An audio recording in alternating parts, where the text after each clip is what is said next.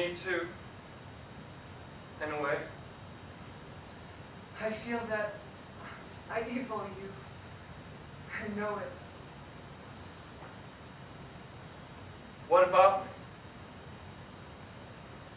You? Very good. What you feel? Nothing.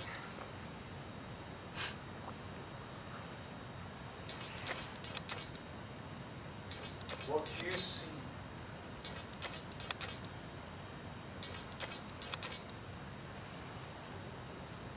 Then for a moment, close your eyes and rest.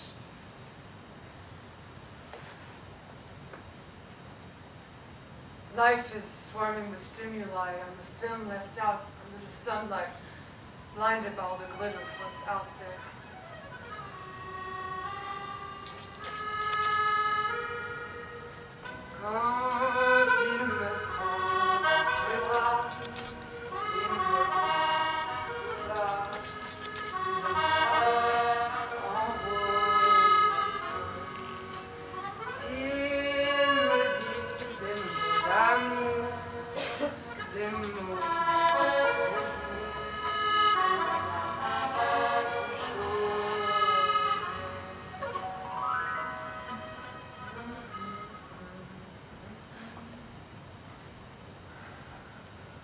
Yeah, that song. That song. It was not only me. But back then you too could move it with your true impassion of your words. You seem to have it all clear. I hardly see through this mess. See, we need to remind ourselves of all the good moments. Like stepping stones to guide our decisions. If you constantly wipe the blackboard of your life, you may gain thrill and likeness, but you lose everything we have drawn on. It's easier for you. You've always been the more rooted one of the two of us. We should build on moments like that one. Like the truth, see glimpsing behind it. It is harder, I know, building a house instead of renting a motel which you can leave with one day's notice. But in the end, it will be something based on stone and not on fantasies. It will be something that you will own and not merely use and throw away. I don't know. See, that moment was real. You chase on vague dreams of sheepfulness instead of working on the reality that you have. In that moment, you said you were happy. And you still remember it. I cannot believe it was anything other than real, concrete and solid happiness, opposed to your inconsistent mist of your other life. I had never seen your eyes so bright as in that day, in that moment. It was a nice moment when you read it to me. Well, the best one I wrote. So these are words too then? Yeah? Merely words? Towel and vinegar? The first poem. You never said that about my poems.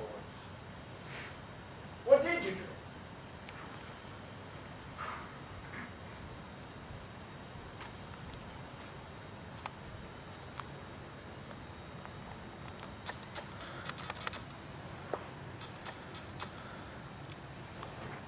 I dreamt of a bright moon, wrapped in black. Stop it.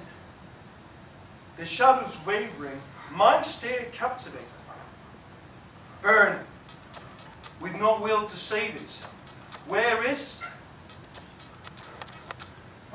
the color of joy? in ivory, a smile, when it beacons to the haven the tallest of dreams, in wheat that enamels a visage of beauty, sculptured mirror of thoughts. Why did you come here? To meet me. And what about me? It's not you I'm visiting, it's my world. Or will you take something away from me? No! Then what will remain after we part? The one thing I knew, us. So the solution is words. Merely words. Can we really achieve with words anything deeper than asking for the towels or where you put the vinegar? Why didn't you seem to speak to me about it? I am sharing all my feelings to you. How could I let you know? It's something hiding deep inside of me. After all these months, not a single word from you. You think I'm not ashamed of what I've done? That I have no remorse or feelings of guilt about being with you afterwards as if nothing had happened? Bullshit. I feel that it wasn't right and that I should be ashamed of it. And I push all of that down into some dump, into some abyss of my conscience. But sometimes afterwards, when I'm with you, it's as if all of it slowly resurfaces. It becomes visible like a tattoo that bit by bit appears on my arms, on my legs, on my necks, wherever I was touched by him, by them. And I'm seeing this ink marking my skin forever like a curse, like a mark of my capacity to take sides, to be satisfied and loyal to you. Like being marked with ownership to a master, that master being no one else than myself and my egoism. Isn't that rush for life something that leaves you more hollow than before instead?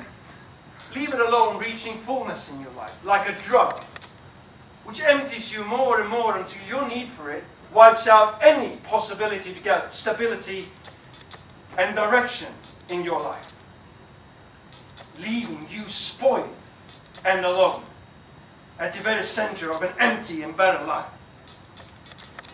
Is that the life that you're so desperately looking for? Now tell me, am I wrong? You love me so deeply, huh? I tell you, your love is as wide as it is shallow. It embraces from all sides, but it's a bucket of water thrown onto the floor. So thin. It's of no use to me. You cannot feel my depth at all. And if I were gone, you would readily throw it on someone else. And there you are. Your new absolute romance would start over with another one. Yes. And I've been giving all of myself to you. And I will continue doing someone else when you feel leave me. What else should I do? Linger in my grief? Chase a new woman every other day? Do you think my need for an absolute love is worse than your dryness and your refusal of nurturing deep feelings for someone? It's not shallowness I have. It's to accept it to be seen through. To give myself, to embrace another self. Your depth is only thickness. A way to conceal yourself. A barrier between you and the world you cannot love and incapable to give something to. You were born alone, you will die alone. You won't take that hug or any child of yours into the grave, will you? Now what will your happiness be then, huh? And what meaning will your life have seen from that end? See, I'll tell you what happiness is for me. No matter what work I do, how much money I earn, or how many people like me, the thing that really matters the most to me is to come home and be with someone who loves me and who I love.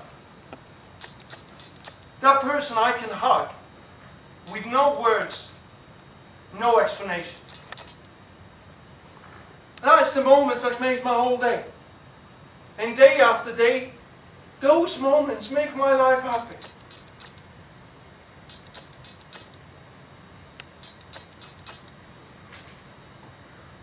I have tried. Okay, I've tried so hard. Your loneliness and egoist. I can't. You have chosen an ever a third life, easier than our one, which fills you up like a sandbag, makes you heavy and low, sticks to your skin like resin, hardens you, shapes you in a way that excludes hundreds of others. If you look close, you can see it. I'm sorry.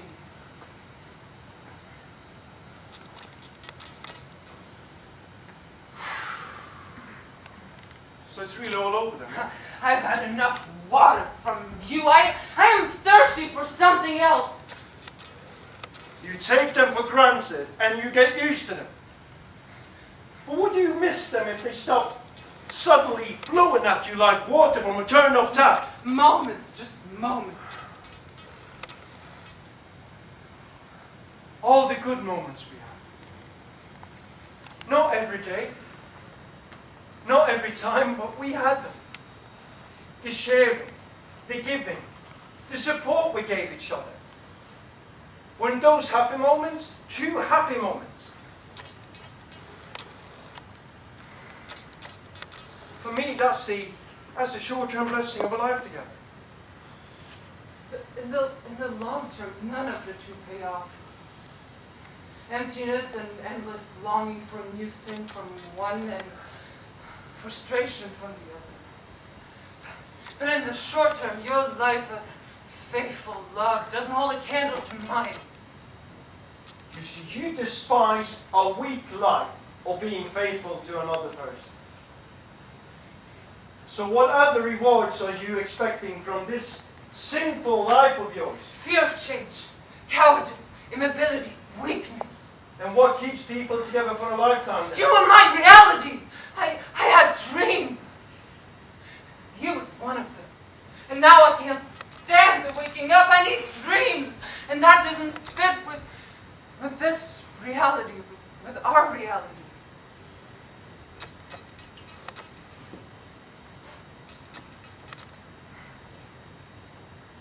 I have always been there for you. So easy for you to judge me from the pulpit of your morality. You put no effort in understanding my reasons. And that's what you're trying to get out of this, yeah? Feeling more alive, full of new energy so you can face another few weeks of this boring life together with this too kind, too lovely husband of yours who fails to give you an exciting life. Is that the real problem, or is it something else? Isn't it you who cannot enjoy what you have? The love someone is giving you, asking almost nothing in return. You who are afraid of this depth of love that sooner or later I'll ask it back from you. You who cannot commit, cannot face responsibilities and sharing. No, only taking is something for you. And that's free taking because you don't pay anything for it. As with that man that you just taken an hour of free ride like some complimentary prostitute. Your insupportable mania for caressing, kissing, and all that spongy, happy, tender way to show love. Yes, you've always been so tender and so lovely with me. I loved you a lot. It belonged to the vocabulary of my teenage life, maybe. Love in the high and pure sense that you speak of is the construct of innocence and inexperience. Life itself drives us away from it, from any possibility to feel it for real. We are experienced and sinful adults. We have experienced how unrealistic the promises of love are. Joy, eternity, fulfillment, happiness. We have experienced how easy it is to sin, how easy it is to just lose all of that, and how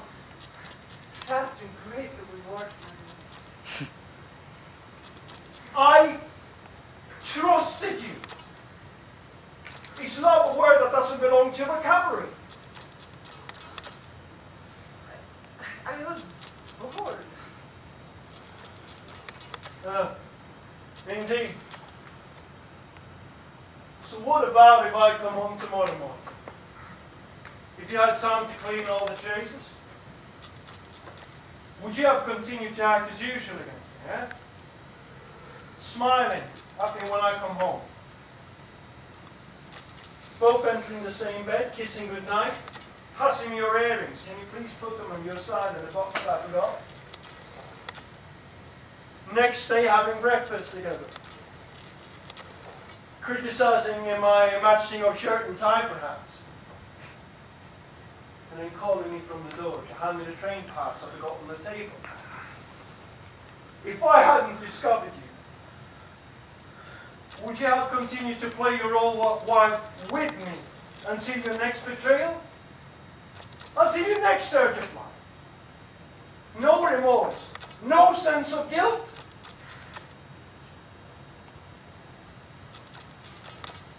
You shouldn't have seen it. You were supposed to come home tomorrow morning. Ah, so you're so different from everyone else. So high above it all.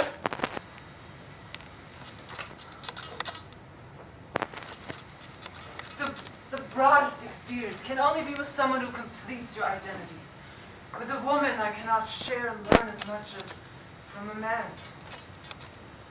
The other side of the moon, the near face of which I know quite well.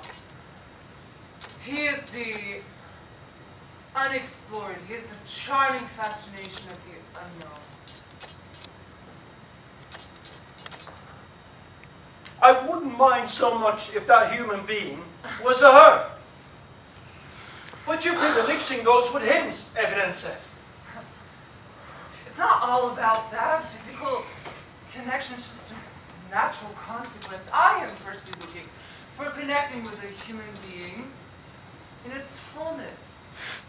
For this.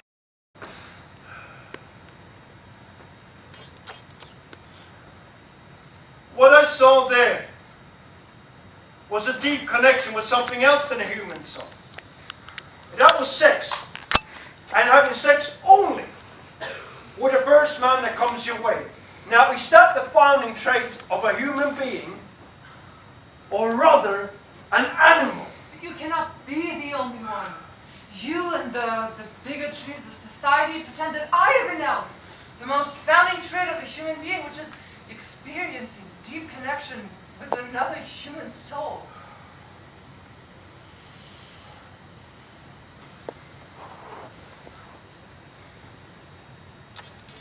You are not running towards something. You are running away from it. And that doesn't bring you closer to anything you have been looking for so far in your life. It just brings you further from anything you built so far. I was scared, okay? It's a big deal for a woman to have a child. Even at the thought of it, I felt restrained. I felt the urge to run towards full happiness for myself. We discussed having a family. It felt so wrong. I just couldn't be part of it. Yes, the ring. The ring. Now, how delicate. 5 days after. Last year, 19th of January. When? How could this possibly? You see, I want to know how doomed you are. How thick your skin has grown to kiss a welcome back, my dear, after having slept with a stranger.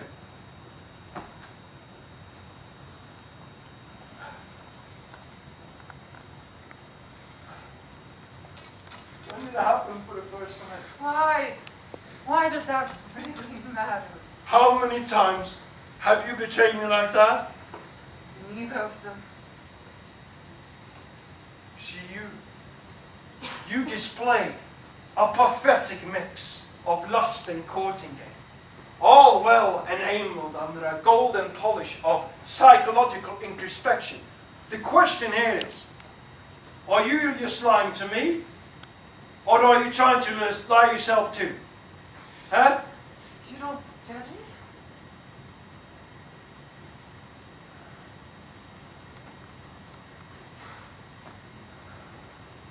So,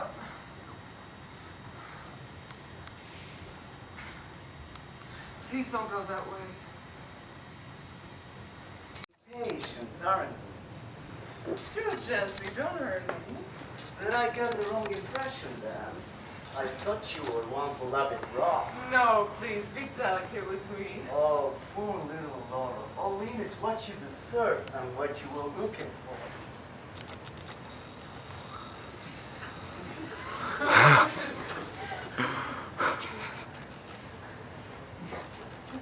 Jennifer?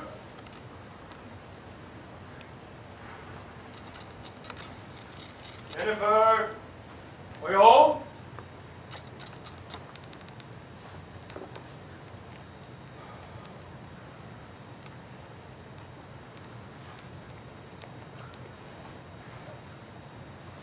Hey. Are you sick? Were you expecting other guests? I knew that you were a threesome girl. Renee, you're home. Jennifer. You're early. Who? And what the hell is this? What's happening here, Laura? Of all things. You filthy bitch. And you! Hey, easy. She never told me she had another man. I'm her husband! Okay, my bad then, but hey, easy, listen, the lady here, she never told me she was married.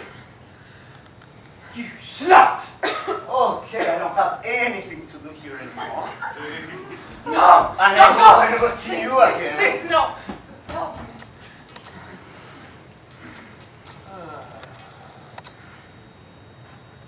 So that's what you do when I'm away. Your penny has dropped. Please, no. After all I done for you. All the money you drained from me. See, I gave you a roof, and you host your private orgies in my house! Please,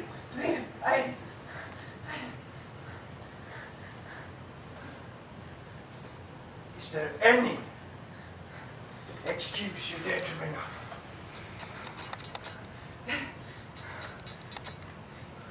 It isn't going well between us. You know it never did. All I do for you is not enough. He appreciates me. He makes me feel important, something. You are my wife. You have obligations towards me. Admit it, you have no true feelings for me. Yeah. You also need the house, the car, the money for shopping, right? Who was that guy? I guess you met in one of those dancing lessons. And that's the only place I leave you unchecked. And that's what I get in return for the trust I give you. A filthy woman who takes a ride with the first man that comes along. All the times you burst out against me with the only purpose to release your stress, shouting at me as if I was responsible for all the things that you are not satisfied with in your life. Even if such a thing ever happened, I'm sure I apologize. Even that you do for yourself to feel pitiful and good. Me at the beginning, I had the best feelings and intentions for you. I came looking for you, trying to arouse you, and most of the times you just went, it's not the right moment. I often wondered if you just preferred jerking off instead. What the hell are we talking about right now? You want to say you're so pure, no sins. It's you who stands accused, Can you say, not me. Can you say you never betrayed me? You have a lot of nerve in order to try to turn this around. You won't fool me with that. That big Spanish friend of yours, what's her name again? I can read it from the way she looks at you. How far can you go with your accusations? Huh? You have no proof. You simply can't stand her. For me, it's just your fantasy. While I've just found you with another man in my bed, wrapped in my towel. That set of towels was from my mother! Oh. Oh, yeah. No. Yeah, now when you mention it. Well, would your mother say when she gets to know that you're an adulteress? Keep her out of this. She probably doesn't like me that much. But she's quite a prominent person in the parish. And so esteemed with an irreproachable reputation for being an irreproachable Christian. Don't drag her. Young girls still go to catechism by her, right? Please don't drag her to the story. You see, I wonder what the parents of those girls would say when the rumor reaches them. Well, you get to know that she couldn't even teach her own daughter the good Christian values. Now, she might lose all the pupils, what I think. Father James may even think better to remove her from the parish for some time. This is between me and you. Don't make her It suffer. will be a big blow for her. The parish is alive now. A widow. A big blow for sure.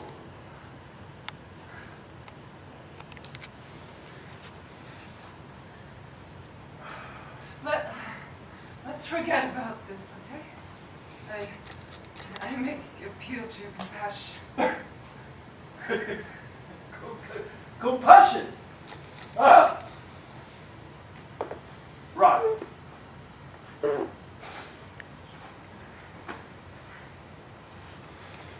Compassion, compassion. Compassion, compassion, compassion. Yeah.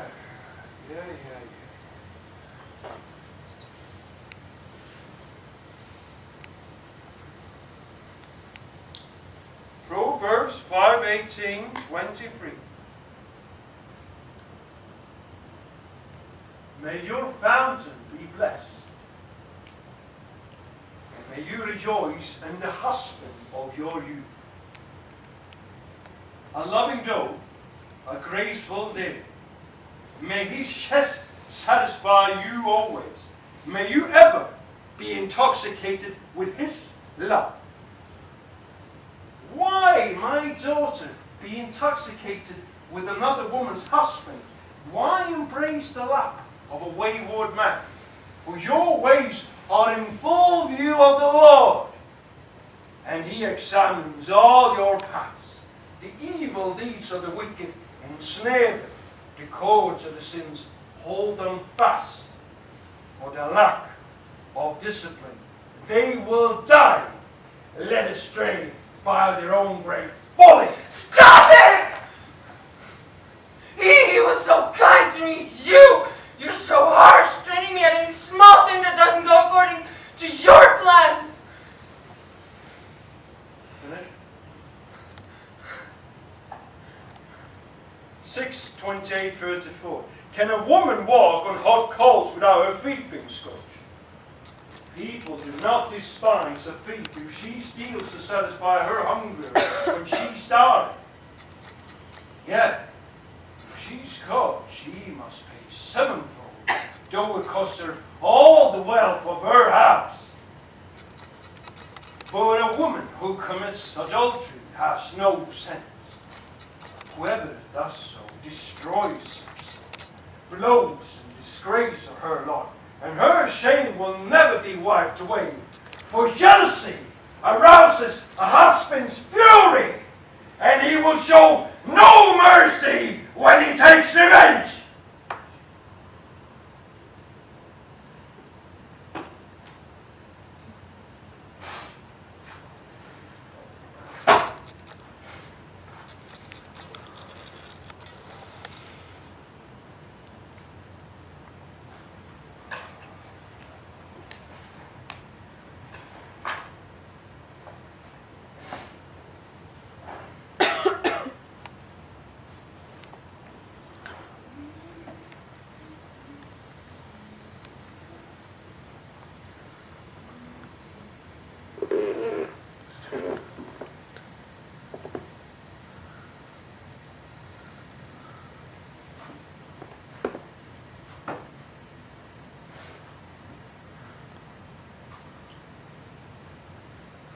There's no future for us.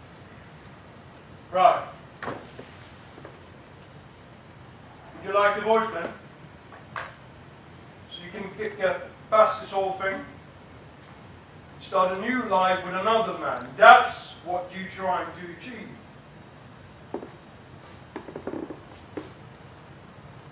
Nothing anymore. Oh. Now you ask for compassion, I'll show you how compassionate I am. I will forgive you. Yes, I will keep you with me on the district.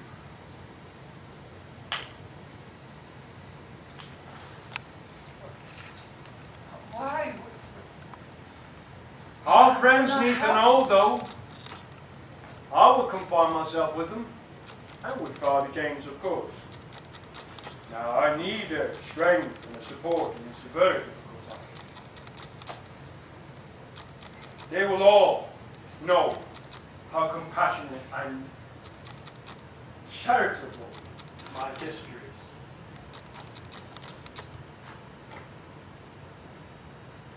is. They will consider me as... How could I meet their stares again? We cannot keep this secret. Letting everyone know what happened will be the better for both of us. Both of us? Yeah. For you in particular, since it will teach you a lesson. Do not do it again. Ever again. You do realize that we need to set up a few new rules from now on, yeah? No more dancing lessons for the staff. Clearly too many men in temptation. And with the free time we get out of that, I think we don't need any help or household work now, do we? I'll tell the men. Your phone, social media, we regularly check. You do agree with me that this is not a problem that someone's got nothing to hide.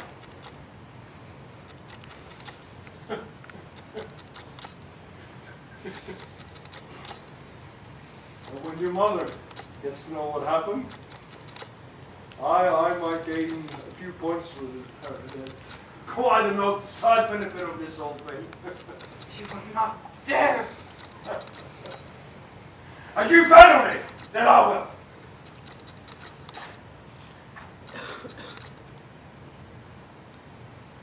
Now?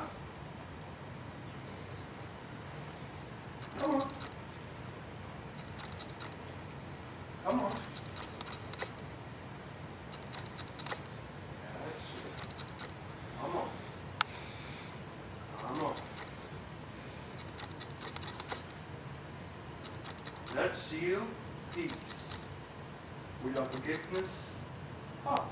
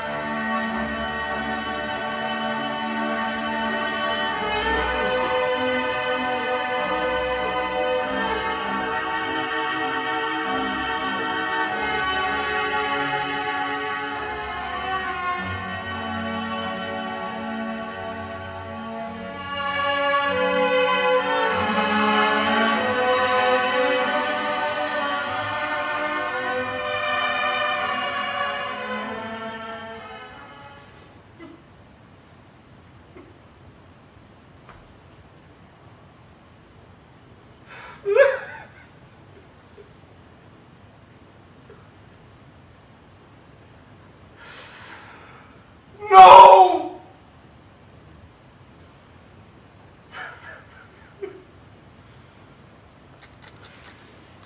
Put it down! Put it down! Leave it!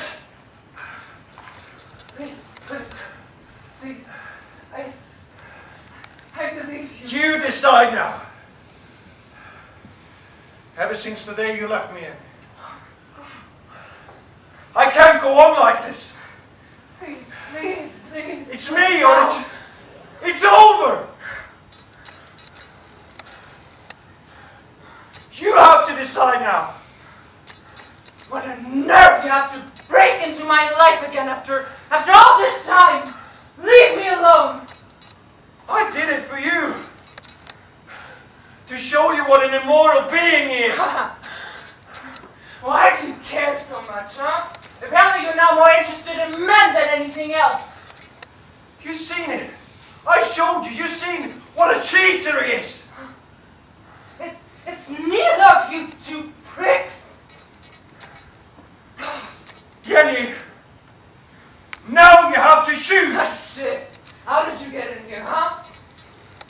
This is not your house anymore.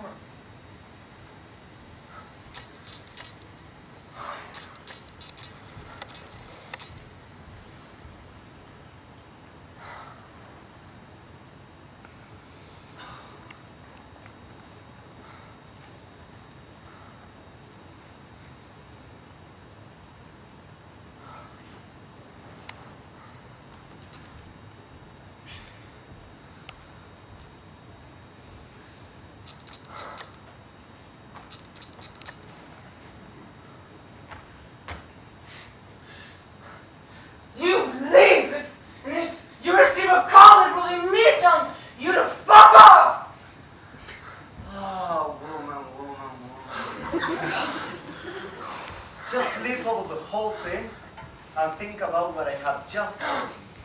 Hopefully tomorrow you will be less jumpy and more reasonable to talk to. Call me then.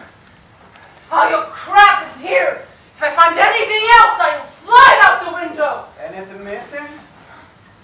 You are sick. What, gay? Me neither, actually. He was quite nervous. It might have been his first time with another man.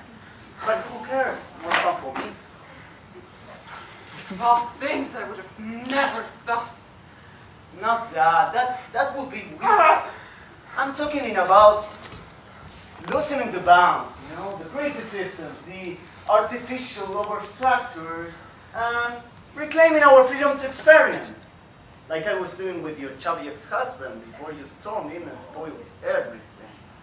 Yes, free love, it has already failed me once. Okay, I'm not proposing to destroy the concept of family for good, but to expand it, making it more open for the needs of the parents, liberalizing the expression of our instincts.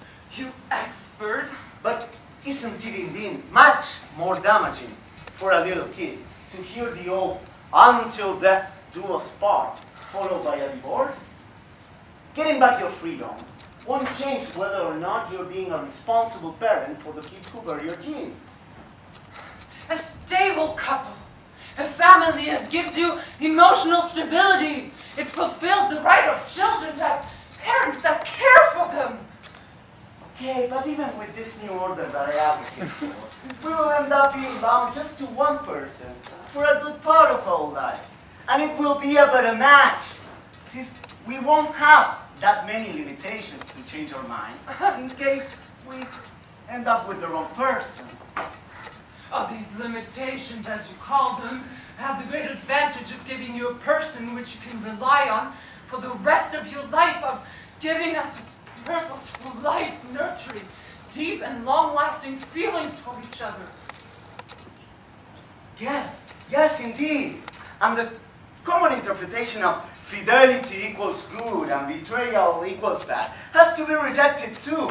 We should mature a new order that gets rid of these suffocations and screams, "Be united, mind and body, be consequent, desire and action." So, philosopher, betrayal is just to be accepted. I advocate for freedom of choice in the couple, while most one-on-one relationships go for self-induced repression. Ah! Then? Forced fidelity is far, far worse than a frank betrayal. That's different! You have cheated on your life partner already. If you betrayed someone, how can you tell him, I love you? That's easy. Why do you suffer? Because of this brainwashing that sex and love shouldn't be disjointed. That someone you just want to play.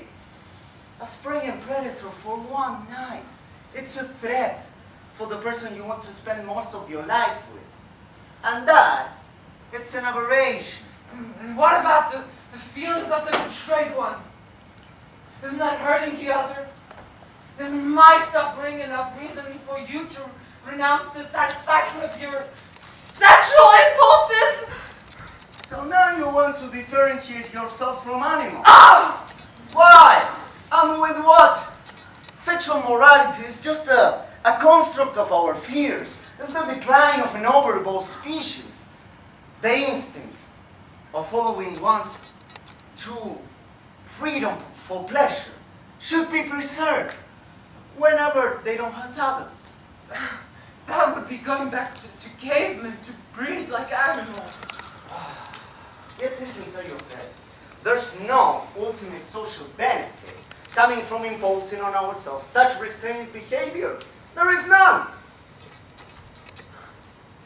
You are proposing to shatter the basis of our society, and these bloody posters give me a headache anytime I see them. But our brain feeds on them, on the senses, not on sexual moralities or social conventions. You and your cheap, perverted philosophy! Shut up!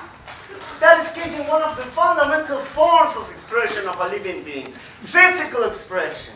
We are body, flesh, and bones. We feed on senses. Enough! Is it right then to accept ownership on a person? To have and to hold until death do us part, like a politically correct slavery, justifying one's property rights over another human being's freedom? To force two people to restrain themselves into the limits of a couple, it's just wrong. That person you casually see in the street and fantasize about, that might already be someone else's wife or husband, and you should respect that. Would you say then that the whole of humanity is intrinsically evil? Because all of it will follow their true instinct for pleasure, irrespective of any couple's boundaries. If they could, I would rather say that we are right on our impulse in that desire we instinctively feel when we casually meet an attractive person. You rant! Okay. Isn't that the ultimate proof that I'm right? That following one's true instinct for pleasure is right. So you and any other human being are as guilty as I am, or rather as innocent as I am. You are deviant, I pity you. Come on, be honest. Anyone would succumb for their true instinct for pleasure, irrespective of any couple's boundaries, if they only had a clean and safe opportunity. So, you're bisexual now. Thanks for letting me know at last, and for giving me such a nice demonstration. I can believe with no doubt that is another of your weird jokes. Get this. Let's say a straight man and a gay man walk into a bar. At the counter, they both see a beautiful woman and a very handsome man. What is their first reaction then? The answer is desire. The same thing happens to me. But being bisexual, I had double the ratio of it. And today desire one of me. Can you blame me for that? You shut up and pack your shabby stuff and leave! You're overreacting, obviously.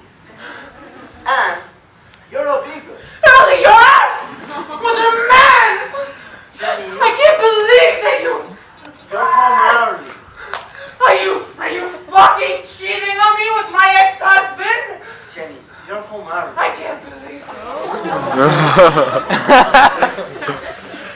is not yours.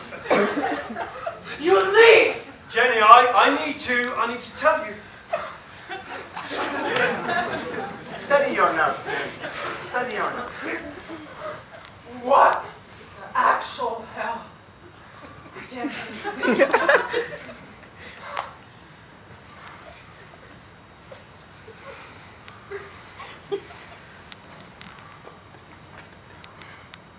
Love? Are you home?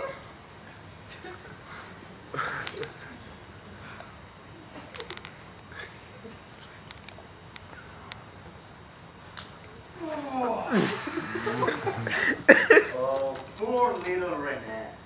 Pauline is what you deserve. And what you were looking for. Please be careful with me. Did I get the wrong impression then? I thought you were one to love it raw. You gently. Don't hurt me. Impatient, aren't we?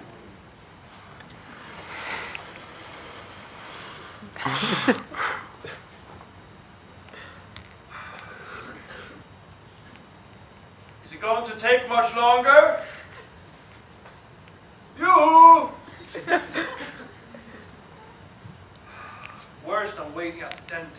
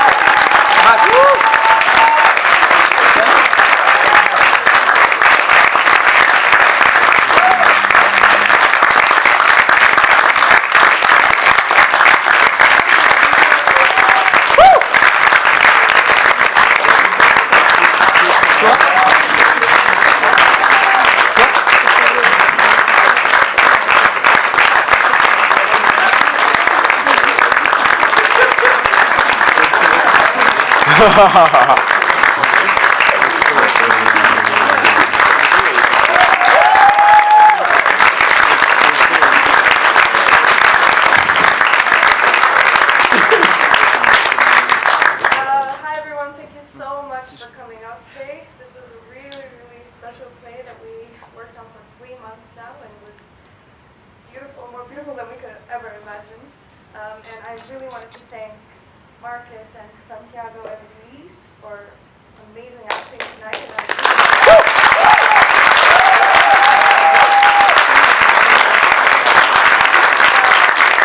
course, I want to also thank two beautiful directors, Anana and Lena, that did an amazing, amazing job.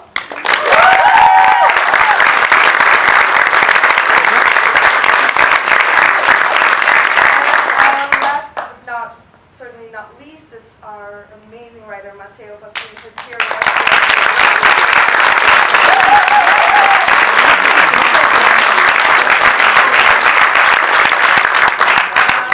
And yeah, as WILDe, this is our last performance of the year, and it's also my last performance as a producer as well. So it's really, really super.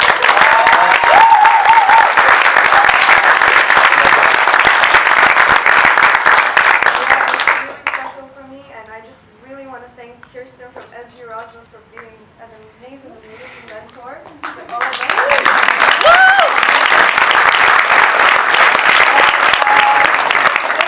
And my amazing board members, and thank you so much again for showing up today. It was amazing.